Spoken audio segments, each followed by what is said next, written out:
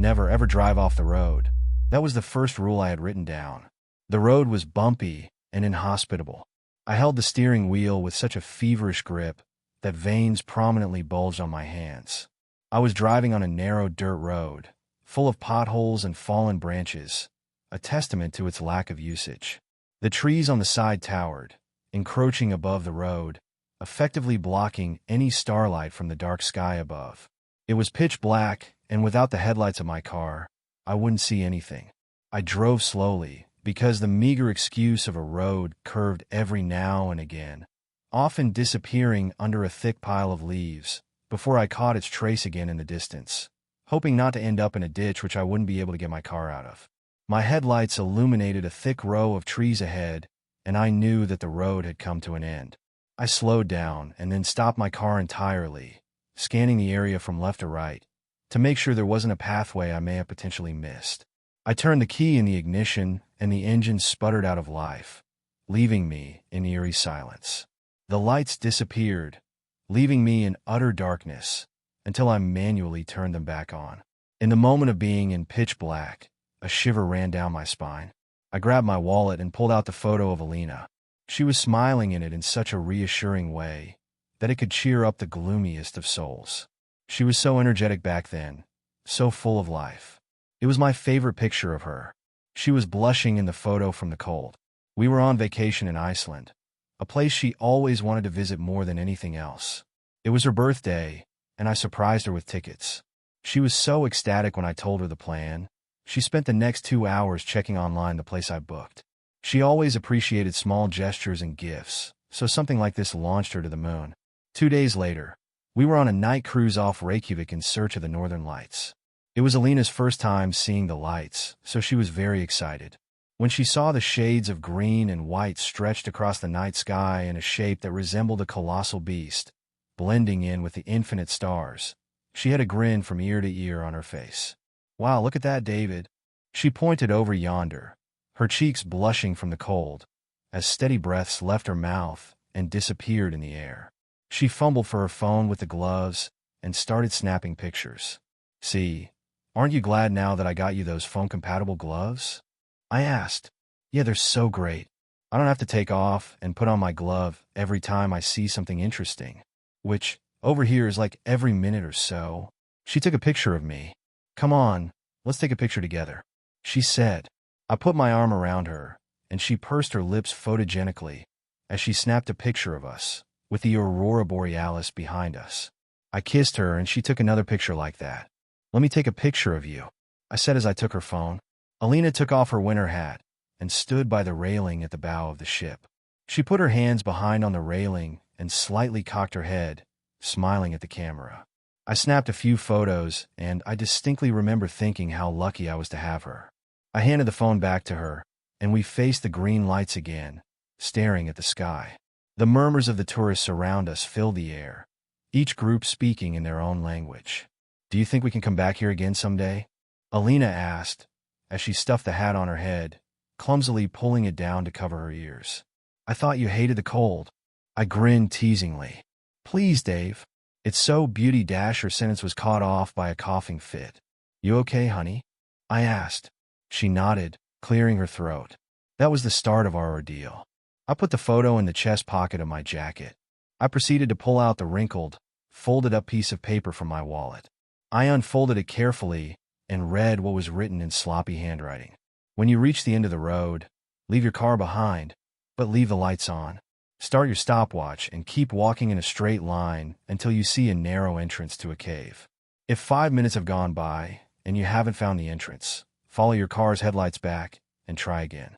I already knew the text word by word because I've read it so many times, but I had to be sure.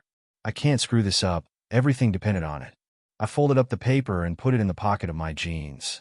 I opened the glove box and took out the flashlight. After a click to see if it works, I got out of the car, leaving the key in the ignition. No one would be stealing it here, not in this unfriendly forest. When I opened the door, I expected to be hit with the sounds of animal life, crickets and such. But there was nothing. It was so deafeningly silent that I felt compelled to clear my throat, just to make sure I hadn't lost my hearing. Something was terribly wrong here. I could feel it in the heaviness which permeated the air. I scanned the tree line with my flashlight, just to assure myself nothing was lurking from behind a tree. Once my mind was calm, I turned to the direction my car was facing, set the timer on my watch, and started walking. The shuffling of leaves under my feet filled the air, as I carefully strode forward, cautious not to step into a hidden ditch and twist my ankle. The beams of my car illuminated far ahead, but they gradually dissipated and then completely disappeared, leaving me with my flashlight as the only source of light in the devouring darkness of the woods. I did my best to resist the urge to look around, in fear that I would inadvertently start walking in the wrong direction. I glanced at the timer. 2:36. I have less than half time left. I hurried, striding through the thick layers of dry leaves and broken branches, my steady breathing joining in on the cacophony of shuffling and snapping. I suddenly remembered the hikes I often had with Alina. She loved the outdoors. Wait, I gotta take a break, I said while panting, in the middle of an ascent on a steep hill. Alina turned around to face me, looking like she was doing nothing more than light jogging. Tired already? Come on. She put her hands on her hips and shifted her weight on one leg. Guess I should have gone jogging with you all those mornings, huh? I chuckled breathlessly. Twice a week is all you need, she said. Twice a week. That's twice as much as I plan on doing, I said. She approached me and grabbed my hand, playfully gesturing with her head towards the top of the hill. Come on, we're close to a bench now. We can take a break there, and she leaned in and whispered, maybe kiss a little? Climbing the hill suddenly sounded a lot more attractive, and in a matter of minutes, we were on an elevation, with our backpacks off, sitting close to each other on a bench. Hey, I just wanted to say I really appreciate you doing these things with me, she said, as she put her hand on my thigh. What are you talking about, babe? I'm enjoying this. And it was the truth. Anything even remotely unappealing was a lot more enjoyable with Alina, whether it be watching movies at home, visiting family members, which I hated, hiking, or working out. Well, you'll have to train harder if you— Hey, if I can survive living with you, I can survive a bear, I said, to which she gasped, faking shock. I brushed the hair from her face and kissed her. Wait dash, she barely managed to utter mid-kiss and looked away. She put her hand over her mouth and started coughing. It was a dry, painful-to-listen cough, which made my lungs hurt just hearing it. You've been having that cough for a while now. We really should schedule an appointment for it. Seriously? She mildly coughed a few more times, after which she cleared her throat. All right, fine. I'll do it first thing Monday, I promise. She smiled reassuringly. 4:13. Not much time left, and I really didn't want to spend 5 more minutes going back and then going through the same process once more. I trudged through the leaves, the feeling of unease growing inside me, threatening to take control of my body. 4:33. Nothing but the dark and endless trees. Wait, there's something far ahead. The beam of my flashlight bounced off something at the end, rather than disappearing in the dark ahead. Reinvigorated, I quickened my pace and realized I was staring at a cliff wall. It was huge, its uneven and jagged surface taking up the entire view above and on both sides. As I moved my light a little to the left, I saw a small gap, slightly bigger than me, opening into a darkness that my flashlight couldn't illuminate. It made my breath quicken, made me feel as if I could go inside and never find my way back out. I slowly approached it, inspecting it from a safe distance.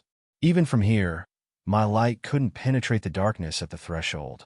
I should have been able to see the adjacent wall on the inside, but there was nothing. It was as if my light was suddenly stopped at the entrance by an invisible black wall. My timer beeped loudly, startling me. I turned it off. I pulled out my paper again and read the next line 3 times, darting my eyes over the same sentence over and over. You have to be sure before you step inside, because once you do, there's no going back. I already knew that, of course, but a nagging feeling wouldn't let me just rely on my memory. That's why I had it all written down. I couldn't allow myself to screw this up. I probably wouldn't get a second chance. I approached the entrance of the cave, my light practically shining only inches into the black wall. I timidly ran my fingers across the barrier, feeling an unnatural cold. It was freezing. A moment of trepidation overtook me before I blanked my mind and stepped through the veil, bracing myself for the unknown.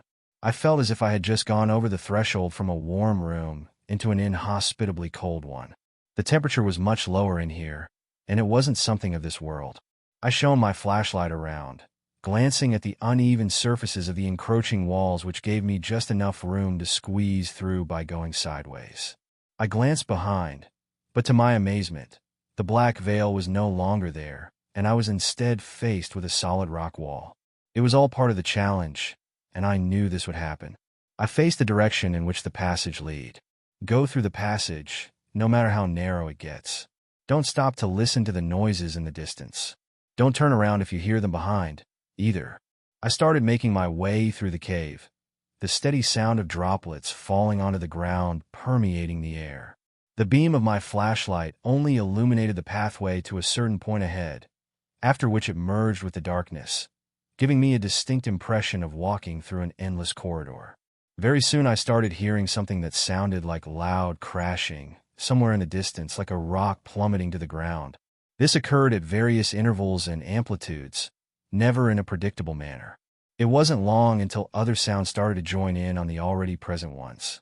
At first, I couldn't tell what I was hearing, but the more I listened, the more I started to distinguish something that sounded like footsteps, sounding like someone steadily strolling through the cave. They were coming from somewhere far in front of me, but on some occasions, they would resound behind me. It took everything within me not to look behind, as I did my best to remember the note's instructions. Don't stop to listen to the noises. Whatever was making the noises seemed to dislike this, because before I knew it, they grew louder, closer, and more frantic. What sounded like walking just before was now frenetic running, like a child deliberately stomping his feet on the rock floor to make sure he was heard. The footsteps behind me seemed to coincide with my own, right at my heels. And then the coughing started, at first very distant, echoing throughout the caves, bouncing off the walls. But as I progressed, it gradually got louder, until it sounded as if someone was coughing right in my ear. I pushed on, breaking into a slow jog, while ignoring the combined sounds, my heart pounding in my chest. The coughing sounded very familiar, too. I knew because I was forced to listen to it every day. My thoughts involuntarily started drifting to the bitter times Alina and I spent together, and I knew it was the effect of this place, and not my own will. "Sir, did you hear what I said?" The elderly doctor cocked his head, staring at me with a pitiful curiosity. I felt nothing. It was one of those moments when you get hit, and you don't feel the pain immediately, but it comes only later. The murmurs of the hospital staff, exchanging information, and patients talking amongst each other filled the hallway. I dreamily nodded to the doctor and said, Yeah, I heard you. How long? How long does she have?" I felt like I had something stuck in my throat while trying to utter those words. The doctor shook his head like a disappointed parent. "I'm afraid it's not looking good. A few months at best." The pain came, and it was so intense that I needed to put my hand on the wall to stop myself from keeling over. I felt sick to my stomach. Was this really happening? A few months? It was not enough time. We had so much to do. "Thank you, doctor. I'll let her know," I said. "Let me know if there's anything else you need." The doctor put his hand on my shoulder sympathetically before leaving. I stood there for a solid 5 minutes before deciding to go back to Alina, my wobbly legs barely able to hold the weight of my own body. She was sitting on a bench in the waiting room between two old women. She was clasping a cup of coffee from the vending machine between her palms, the steam slowly rising from the cup. Upon seeing my figure in front of her, she looked up at me and smiled as she brushed her hair from her face. "Hey," she said, but I could see the worry on her despite her smile. "So, what did the doc say?" The noises around me were so intense in that tight cave space that I felt like I was in a crowded area, and they grew louder by the second. I was full-on sprinting as much as the narrow passage allowed me to, the beam of my flashlight bobbing up and down with each step I took. And then just like that, all the noises stopped. The footsteps, the coughing, the shuffling, all gone. The narrow passage opened up into a vast area inside the cave. I shone my flashlight around and saw countless nature-made pillars strewn around the area of all shapes and sizes, crude and uneven, some stretching as high as my flashlight could reach, and as thick as trees, others barely half my size. I lowered my flashlight and looked around, unable to see anything in the pitch black. I slowly rotated to the right, trying to detect the faintest trace of something contrasting the dark, and there it was, a tiny, barely visible light, a beacon of hope in the surrounding abyss. I steadied my breathing as I put my hand in the pocket of my jeans and pulled out the note. Once the passage opens into a big area, look for the source of light.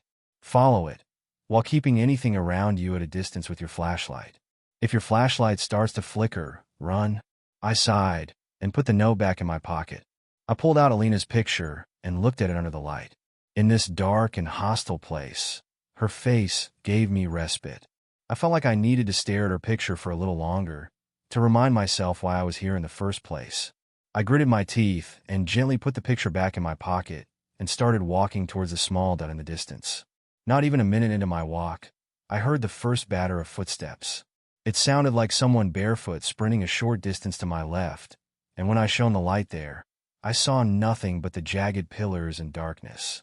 I went on and heard another set of footsteps, again to my left. I quickly moved my beam again, and this time, for a split second, before it disappeared behind one of the pillars, I saw a figure.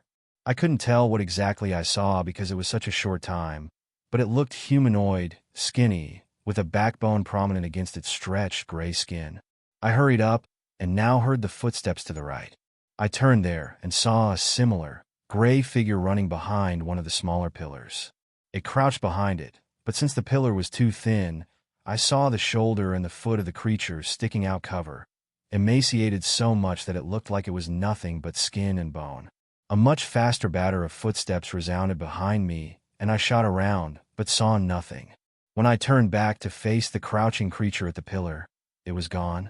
The steady sound of my panting filled the air, making me feel like a sitting duck, surrounded by all these unimaginable monstrosities. I glanced at the white dot, which grew bigger in size, but just barely. I probably wasn't even halfway there. I broke into a light jog, frantically swinging my flashlight around, at the footsteps that now seemed to intermittently emanate from everywhere. Their echoes carried through the air, always the same distance away. I saw the skinny, gray figures getting bolder and leaving their covers more courageously, only to retreat behind the pillars when I shone my light at them. I heard a sprint of bare feet approaching me, and I turned around just in time to illuminate a short, emaciated monster with tiny, black eyes and a thin slit for a mouth, full of sharp rows of teeth. The creature shrieked loudly, something that resembled car tires and shielded its face, immediately retreating into the dark. I ran, now in full-blown panic, fixated on the white. It was so close now, and it was no longer a dot, but something that looked like a crude doorway. Faint, white light emanated from it, beckoning me, and I needed no invitation to decide to reach it. The pillars started to thin out and eventually disappeared entirely, and I knew that I had to sprint even faster. Once their cover is gone, the creatures will become desperate. Run towards the light, and don't look back until you are through. I listened as the dozens, hundreds of tiny footsteps followed closely behind, shrieks resounding so loudly that my ears hurt, their cries sounding like the bloodthirsty desperation of a predator hunting its prey. The flashlight started to flicker, but I ignored it. The white door grew bigger and bigger, and before I knew it, I was through it. I felt the floor disappear from under my feet and felt myself falling headfirst into a watery abyss, while the sounds of my pursuers abated. A loud splash resounded, and for an instant I felt cold all over my body, with everything around getting muffled. I felt cold water fill my mouth, and the utter realization that I might drown in this place filled me with indescribable panic. I held my breath and swam in the direction that seemed the likeliest to lead to the surface, all the while praying I wasn't diving deeper. In seconds, another splash occurred, and the sounds around me were no longer muffled. I took a deep breath, gasping for air, more in panic than from drowning. I shone my light around, feeling the cold penetrate my body. I had to get out of there immediately. I saw a solid surface close by, so I used my remaining strength to swim there and climb out of the water, slumping onto my back, panting. I was in temporary relief, and I knew that I'd be safe for the moment, so I allowed myself to close my eyes for a second. Alina sat upright in her bed, staring out the window. The morning sun glared through the pane of glass and on her pale face. I sat at the edge of the bed. "What are you thinking?" I asked her, putting my hand on her thigh. It felt much too skinny, even through the blanket. She looked at me and smiled. She had heavy bags under her eyes, and her cheekbones were prominent on her sunken face. Despite all of that, the smile she gave was still the same as it was when she was healthy, full of life, radiant with hope and positivity. "I was just remembering our trip to Iceland," she said with a hoarse voice. "Oh yeah, it was around this time last year," I said. I guess we won't be going back there after all." She forced a chuckle, the sadness audible in her voice. I choked. I didn't know what to say. She sighed and said, "It's a shame. I really wanted to see the Northern Lights one more time." I was suddenly overcome with an overwhelming sadness. "Don't say that," I said. "We could still visit Iceland this winter." She gave me a smile, which clearly said that she knew I didn't believe it. She put her hand over mine and said, "I'm feeling tired. I should get some rest." I opened my eyes and sat upright, more distressed now than I was running away from those abominations from before. I pulled out the photograph from my chest pocket. It was wet, but still as pristine as before the fall, because I had encased it in plastic. Seeing her smile put my heart at ease and gave me the strength to go on. It's a shame I didn't go to such lengths to protect the note as well, because when I pulled it out of my jeans, it was soaked and ruined, the ink smudged into indecipherable letters. I tossed it away. It's okay, I had it memorized. I grabbed my flashlight, giving myself a pat on the back for buying a waterproof one, and continued going. "Just hold on, Alina," I thought, but in reality was encouraging myself instead. "After you swim out, there's only one path you can follow. Go forward until you see a bridge. Something will be on the other side of it. It can't see you, but it can hear you, so it's important to get past it quietly. Don't run, even if you are a good far from it. You need to put as much distance between yourself and it as you can before the next step."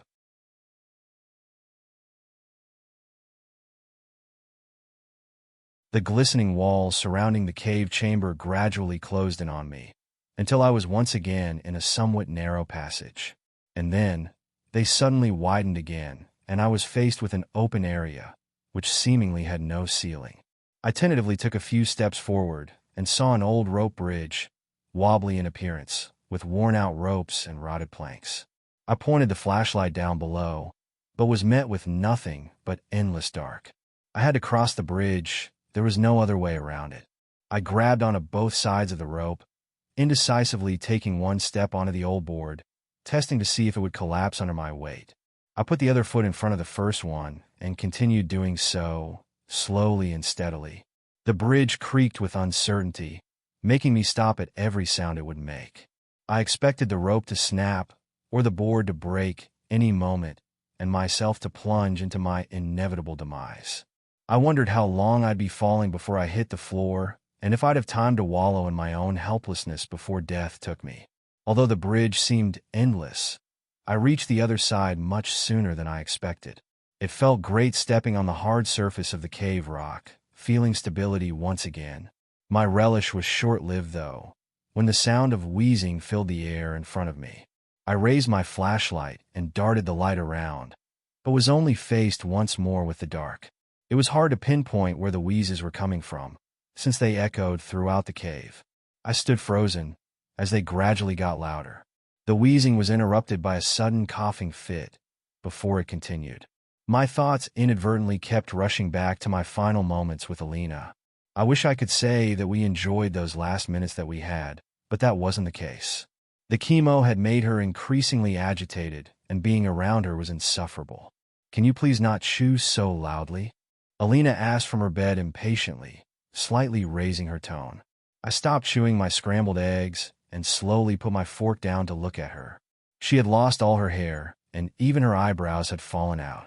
Her face was white as a sheet of paper, thin and sunken, her cheekbones and eye sockets clearly visible against her face.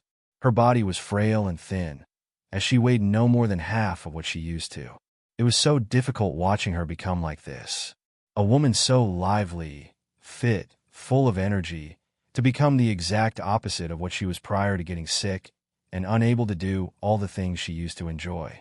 She stared at me with a stern expression on her face, the plate of her food untouched on the nightstand next to her. "I'm sorry, honey," I responded in a docile way. This wasn't her first outburst, and it probably wouldn't be her last either. I had gotten somewhat used to it by now, but her words still hurt me sometimes. I tried to tolerate it as much as I could, but I spent less and less time with her in the room. I simply couldn't bear to watch her like that. Over the course of the next few days, she became increasingly weaker, unable to eat, and later even speak.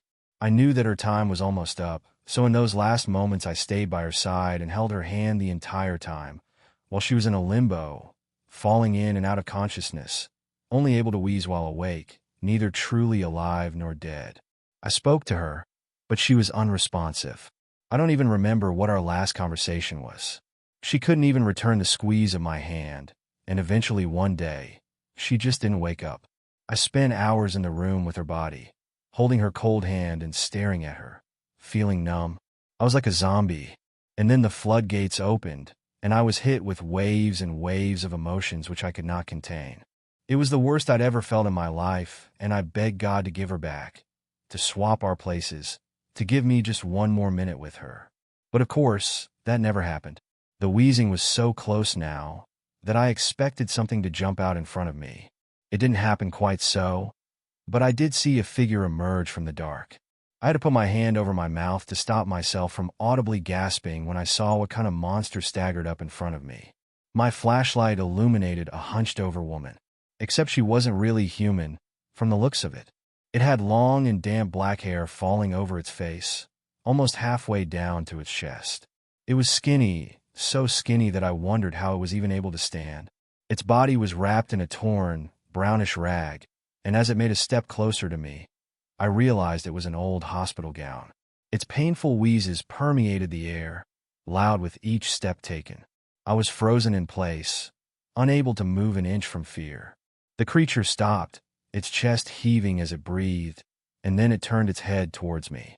It was then that I realized it had no eyes.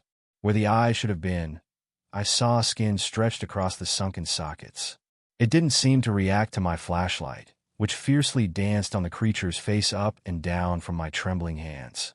I closed my eyes and held my breath, tears now flowing down my face. I had to be quiet. The creature turned left and continued walking slowly, each step it took looking like it had trouble moving its limbs, dragging its bloodied feet across the dirt and rock with a shuffling sound. As soon as it was some distance away, I daringly started tiptoeing forward, holding my breath along the way. I kept my light trained on the creature, while its now steady wheezing filled the air. In the panic that I felt, I accidentally kicked a pebble on the ground, which rolled away with an ominously loud sound. I stopped dead in my track. The creature gasped loudly with a simultaneous shriek, epileptically jerking its head in the direction of the sound. It started running, much faster than I thought it could with its frail body, all the while with shallower and much louder wheezing. It stopped exactly where the pebble had rolled over. It swiveled its head left and right with curiosity, clenching its fingers in a way that could only indicate that it was ready to attack with its long nails. The creature probingly sniffed the air multiple times, before it let out a groan of disappointment and staggered back to its previous position. I slowly exhaled, almost out of breath. I proceeded to walk forward, while the steady wheezing started resonating in the air once more. I got a surge of hope when I saw something that looked like a doorway, not too far ahead. I wanted to run, but I had to follow the rules. The creature was too fast, so that's what I did. As soon as I took one step across the threshold, I started running for dear life. An inhuman shriek resounded behind me in the distance, followed by a rapid batter of footsteps and violent wheezing. The lights I saw before now glowed brighter, on both sides of the room, illuminating a pathway in the middle. I ran across, feeling the temperature rising. The scream was right at my heels, and I was just about prepared to feel its hand wrap around my ankle and pull me back, but I refused to stop. The room changed as I ran through. The crimson lights suddenly illuminated tubes, hospital gowns, and 4 bags hanging from the ceiling. I heard EKG machines beeping and murmurs of people who I knew were doctors, resonating throughout the chamber. And then I saw people in the distance, hundreds and hundreds of people, emaciated, sick, in patients' gowns staggering like zombies forward, some dragging for racks with them, others in wheelchairs, all going in one direction and disappearing far ahead in an amalgamation of what looked like giant, rotted black lungs. Sounds of respiration filled the air, as the lungs inhaled and enlarged in size, and then exhaled, leaving giant droplets of blood on the ground in front. As I got closer, I realized those weren't lungs at all. They were people, all merged together into a pile that resembled lungs, new ones joining by the second and latching onto the other tormented souls. I knew that these were souls who tried to go through the same test as I and failed. I knew this is what awaited me if I got caught. I couldn't take it. I wanted to be out of there, but there was nothing in sight, just an endless pathway going forward. I had started to lose hope, and then I saw it, a passage in front, and a giant iron door opening up inside, white bright light emanating from it. The shrieks of the monster were still behind me, and I had started to think it was toying with me. I jumped through the light and was completely enveloped in it. As fast as blinded me, it disappeared, and the door slammed behind with a loud bang. There was a loud slam on it, which made me recoil in fear. Scratching, wheezing, screaming, and banging ensued for a few long seconds, before it slowly faded away into distance and eventually disappeared entirely. I loudly sighed in relief, amazed that I managed to survive this far. I did it. Once you were through the door, talk to the overseer and make your wish. I turned around. I was in a dark room, but this one was different. The floors and walls seemed straight and smooth, man-made, not crude like the rest of the cave. From the middle of the ceiling, blue light was cast down, illuminating a figure, sitting on a rock. I couldn't see clearly who or what the figure was, but what I did see is that it was cloaked in a black robe, looking down, not revealing any discernible features. I tentatively approached the figure, my heart thudding in my chest. It phlegmatically raised its head, as if just now becoming aware of my presence. I couldn't see its face, as it was shrouded in darkness, but when it leaned back, I saw a pair of bony, gray hands with thick veins protruding out, like an old man. It spoke in a slow, raspy whisper. "So, you've made it. You wish to bring back the dead?" "Yes. I completed all of your tasks.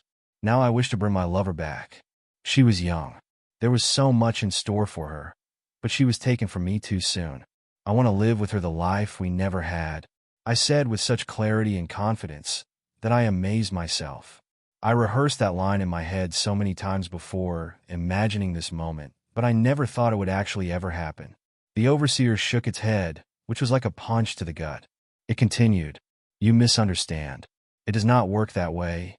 It spoke slowly, sending shivers down my spine with each word. "Wait, no. The rules say we get to bring our loved ones back. I completed your challenge. Fair and square," I said, scared because I saw back in the previous room what kind of hell this creature was capable of, but my desire to bring Alina back was stronger. The overseer sat motionless for a moment before saying, "I will give you 3 choices. You may choose one. For the first choice, you can bring back your loved one. But know that she will not be the same. I can bring her back, but I cannot cure her ailments. So whatever ate at her in life before will continue to do so when she returns from the grave, causing her to live a life of endless agony. In the end, she will become a walking corpse. The time you spend with her will be a nightmare, and she will beg you to kill her before the end. And you will do it with relish. Is that worth it? To have her back?" My heart dropped to my stomach, but I listened. "The second option is to turn back time. You can go back to happier times when she was healthy. But know that you cannot change anything, as it was already written by the fates. She will die again, and you will have to relive the same, bitter end once more. What's the third option?" I asked impatiently, my entire body shivering. The overseer paused once more, before saying, "You may see your lover once more for a short time. I can connect the two of you, and you may say goodbye to her." "That's it." It didn't respond. I felt tears welling up in my eyes. I had come all this way for nothing. I couldn't bring her back. And yet I would go through this hell 10 times over if it would mean seeing her face, even if it were just for a moment. The first choice was not ideal, since it would only prolong torment to the both of us. But the second option? What if the overseer was wrong, and it is possible to change the course of events? No, the overseer was telling the truth. Somehow I knew it in my heart. I choose the final option, I said with utter determination. The overseer leaned forward, and I couldn't tell if it was staring at me. A moment later, it swiped the air with its hand, and a blue, sparkling mist appeared in front of him, spreading and slowly enveloping the entire room, until it was all I could see. It felt like floating in the sky, with countless stars wherever I turned. David, I heard a voice behind me, a soft, gentle voice, a voice which was music to my ears. I turned around, gasped audibly. In front of me stood Alina, no longer the skinny, sickly person that I last saw her as, but as beautiful as the day I took the picture of her on that cruise ship, with blushing cheeks, perfect hair, enchanting smile. She was wearing a white gown, which seemed to radiate with light. No, it was more like Alina herself radiated with inexplicable divinity. I rushed to her and hugged her tighter than I ever did before in my life. I felt the warmth of her body as she hugged me back. I felt the weight of all my burdens drop. It felt like home. I gave her a long kiss, unable to pull myself away from her lips, the lips which I yearned for night after night. When I finally did pull away, I realized that I was crying. Alina, my love, I'm so sorry. I couldn't save you. She gently wiped my tears away, holding my face with her hands. No, David, there's nothing to be sorry about. We both knew what would happen in the end. Even though our time together was short, you made me so happy. And I am so happy to look at you again. It feels like so long. It's so hard without you. I miss you every day. She nodded in understanding, stroking my hair. I know you blame yourself, but none of what happened was your fault. It was fate. We will be together again one day, I promise. I can't go on without you. You're all I got. We were going to do so many things together. I had so many plans for us. My life is meaningless without you. New tears formed in my eyes, and she wiped those away too. I wish that I could freeze that moment and be with her like that forever. I didn't care if I had to live in that damn cave and survive off mushrooms. All I wanted was to be with her, no matter the price. She said, my time was over, but yours is not. You still have so much ahead of you. You have to live your own life. And when that life is over, I will be waiting for you. But until then, you have to promise me that you will continue to live. She gave me a concerned look, and I knew we didn't have much time left, so I nodded and said, okay, my love, I promise. And David? She asked. Yes. Jogging. Twice a week. We both smiled. It was bittersweet. I felt happy and sad at the same time. She kissed me, and as I held her, I felt her slipping away. She was moving, floating backwards and slowly ascending into the sky. I have to go, my love. They're calling to me. She said, no, please don't go. Stay with me.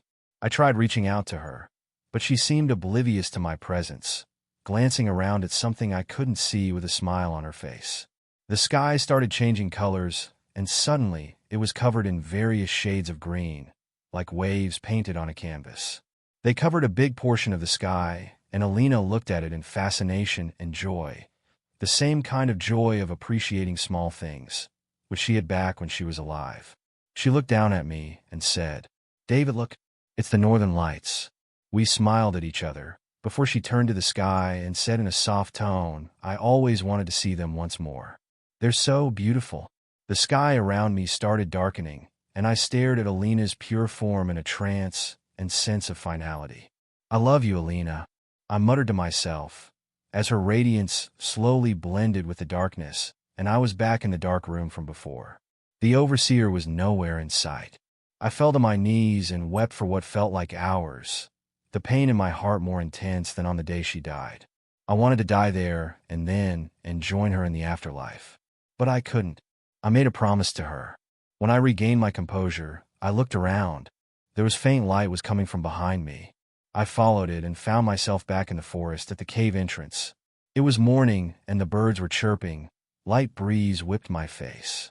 I looked back, but instead of the entrance I was met with a solid wall. I made my way back to my car and pulled out Alina's photograph. You'll always be with me, I said as I put the photo against my chest.